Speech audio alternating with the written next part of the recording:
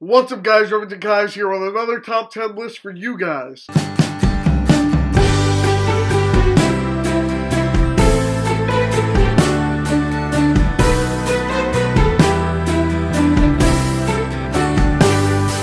...2017 movie year is coming to an end, and I'm going to give you the top 10 worst movies of 2017. And for people who are going to say, well, why isn't that movie on here? Why did you pick that movie over that movie? Please keep in mind that there are a lot of shitty movies that I just did not see. Because I had better things to do in my life, and I didn't want to sit around and talk about shitty movies all day. So if I heard a movie was shitty, I tried to avoid it as much as possible and not waste my time. But there are a lot of bad movies that I did watch, and that's where this list comes from. Now, coming in at number 10, we got Diary of a Wimpy Kid, The Long Haul. Diary of the Wimpy Kid, The Long Haul is just a cheap cash-in to cash on the name of the success of the books and the mild success of the previous movies. I don't know a lot of people who actually enjoyed the Diary of a Wimpy Kid other movies. I was never into it. I don't think a lot of people enjoy it. This was just a cheap way to cash it in. They recast the characters. They tried to reboot the movie. It just did not work, and it was an utter failure. This movie doesn't even belong in the dollar bin, and that's how you could literally just forget it even happened. Just nope. Moving on. Coming in at number 9 is 50 Shades Darker, a movie nobody was looking forward to. I know they have to make this movie because the books were so successful, like Diary of a Wimpy Kid. The books were so successful that they had to make a movie on this. And that's great, but the last movie was really awful. So I didn't really expect much out of this one. And man, it didn't even live up to those low expectations. It's just a boring mess. It's not even worth it. And for an SM movie, it barely has any. So, I mean, just skip it. Not even worth a Valentine's Day. Coming in at number 8. The Emoji Movie. And man, what can I say about the Emoji Movie that hasn't already been said? I mean, it's a dollar store knockoff version of Wreck-It Ralph. That's not even worth the dollar you would pay to go get it at the dollar store. I mean, this is something you would watch on, like, Nickelodeon on a Sunday morning. Because they just had the license and they need to move it out. It's awful. We just don't watch it. Everything's true that you've heard about it. I can't add much to the Emoji Movie conversation. So, coming in at number 7, we got Chips. And man, Chips I was looking forward to. It looked funny. And then you get to see the movie, it was very boring. And that's how I feel about a lot of newer comedies, is they just don't hit you the right way. And Chips is one of those movies that's not going to hit you the right way. It tries so hard to be 21 Jump Street. It fails at every level. It's bad. Is it something I would watch on TBS? Yes. When it comes out on TBS, I would rewatch it. If it's on Comedy Central, I would rewatch it. Would I ever purchase it or buy a ticket to go see it in theaters? Nah, this is a straight rental. Don't waste your money. Wait till it comes on TV. Coming in at number 6, we got Resident Evil, The Final Chapter. The only thing that this movie did good was that it's the final chapter. We never have to see another Resident Evil movie again unless the video games start becoming popular again. These Resident Evil movies have nothing to do with the video game. I have no idea why they're made. Maybe just to cash in on the name Resident Evil. Who knows? It was just an awful mess. Not worth seeing. Goodbye. So happy the Resident Evil franchise is dead now.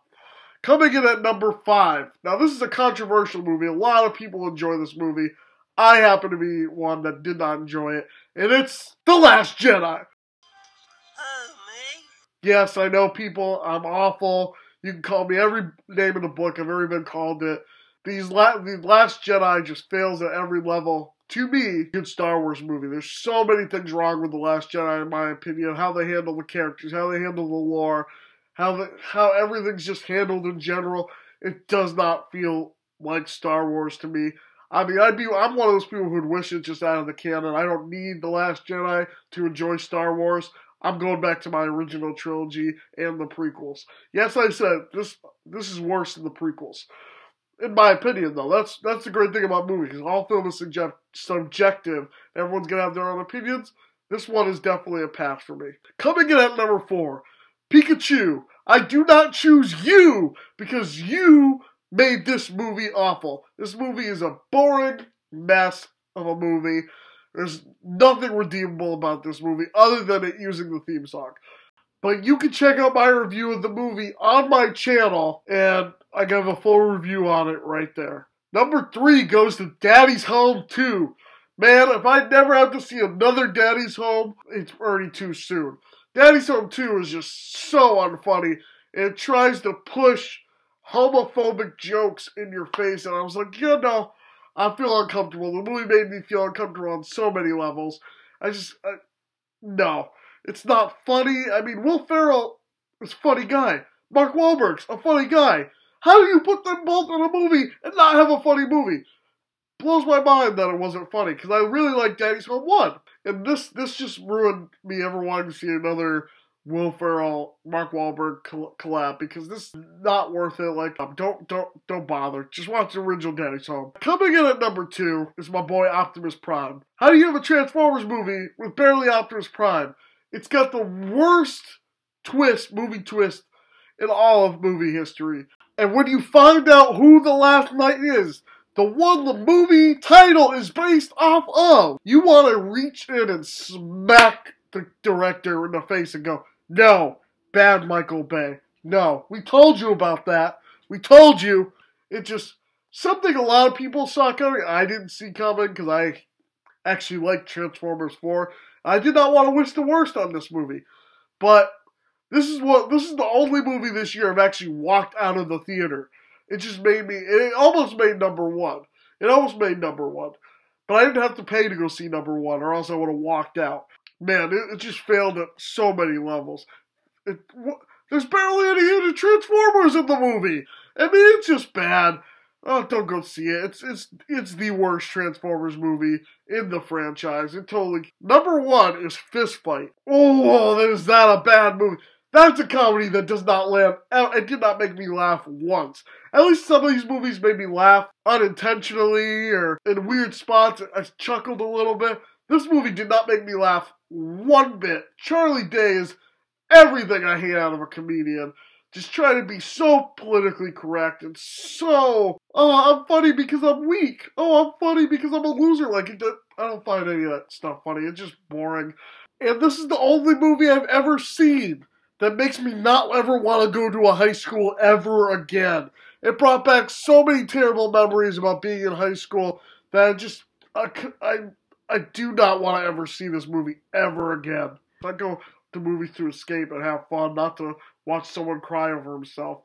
Biggest complaint is that it didn't make me laugh. You know, can't stand this movie. It's the worst movie I've ever seen. It just, no, it does not work. Would never see that again. Wouldn't recommend it to anybody. But a lot of people like it. I don't know. It just didn't work for me. That's my top 10 list of 2017 worst movies of the year. But what did you guys think? What is your personal list? Throw me a quick top 5 in the comments section below.